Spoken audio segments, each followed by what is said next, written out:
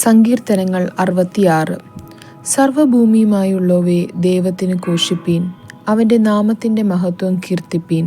അവൻ്റെ സ്തുതി മഹത്വീകരിപ്പീൻ. നിന്റെ പ്രവൃത്തികൾ എത്ര ഭയങ്കരം! നിന്റെ ശക്തിയുടെ വലിപ്പത്താൽ ശത്രുക്കൾ നിനക്ക് കീഴടങ്ങും. സർവ്വഭൂമിയും നിന്നെ നമസ്കരിച്ചു പാടും. അവർ നിന്റെ നാമത്തിന് കീർത്തനം പാടും എന്നിങ്ങനെ ദൈവത്തോട് പറവീൻ. വന്നു ദൈവത്തിൻ്റെ പ്രവൃത്തികളെ നോക്കുവിൻ. അവൻ മനുഷ്യപുത്രന്മാരോടുള്ള തൻ്റെ പ്രവൃത്തിയിൽ ഭയങ്കരൻ. അവൻ സമുദ്രത്തെ ഉണങ്ങിയ നിലമാക്കി. അവർ കാൽനടയായി നദി കടന്നുപോയി. അവിടെ നാം അവനിൽ സന്തോഷിച്ചു. അവൻ തൻ്റെ ശക്തിയാൽ എന്നേക്കും വാഴുവിൻ. അവൻ്റെ കണ്ണ് ജാതികളെ നോക്കുന്നു. മത്സരക്കാർ തങ്ങളെ തന്നെ ഉയർത്തരുത്. വംശങ്ങളെ നമ്മുടെ ദൈവത്തെ വാഴ്ത്തുവിൻ. അവൻ്റെ സ്തുതിയെ ഉച്ചത്തിൽ കേൾപ്പിൻ. അവൻ നമ്മെ ജീവനോടെ കാക്കുന്നു. നമ്മുടെ കാലടികൾ വഴുതുവാൻ സമ്മതിക്കുന്നതുമില്ല. ദൈവമേ, നീ ഞങ്ങളെ പരിശോധിച്ചിരിക്കുന്നു. വെള്ളി ഊതിക്കഴിയും പോലെ നീ ഞങ്ങളെ ഊതിക്കഴിച്ചിരിക്കുന്നു. നീ ഞങ്ങളെ വലയിൽ അകപ്പെടുത്തി ഞങ്ങളുടെ മുതുകത്ത് ഒരു വലിയ ഭാരം വച്ചിരിക്കുന്നു. നീ മനുഷ്യരെ ഞങ്ങളുടെ തലമേൽ കയറി ഓടിക്കുമാറാക്കി.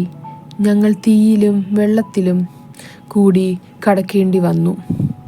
എങ്കിലും നീ ഞങ്ങളെ സമൃദ്ധിയിലേക്ക് കൊണ്ടുവന്നിരിക്കുന്നു. ഞാൻ ഹോമയാഗങ്ങൾ കൊണ്ട് നിന്റെ ആലയത്തിലേക്ക് വരും. എൻ്റെ നേർച്ചകളെ ഞാൻ നിനക്ക് കഴിക്കും.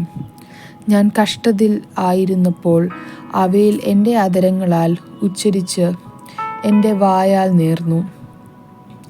ഞാൻ ആട്ടുകൊറ്റന്മാരുടെ സൗരഭ്യവാസത്തോട് കൂടെ തടി പിടിച്ച് മൃഗങ്ങളെ നിനക്ക് ഹോമയാഗം കഴിക്കും. ഞാൻ കാളയെയും കോലാട്ടുകൊറ്റന്മാരെയും അർപ്പിക്കും. സകല ഭക്തന്മാരോടുമായുള്ളവരെ വന്നു കേൾപ്പീൻ.